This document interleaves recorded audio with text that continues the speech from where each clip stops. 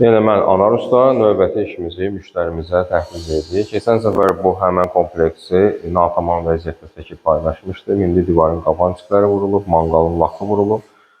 Bu kompleksimiz 4 metr, manqalın arxa divarı 4,50 yer tutu, 1,20 də sağ tərəfini. Manqalımızın sol tərəfində olacaq müştərinin istəyinə görə qaz peçi.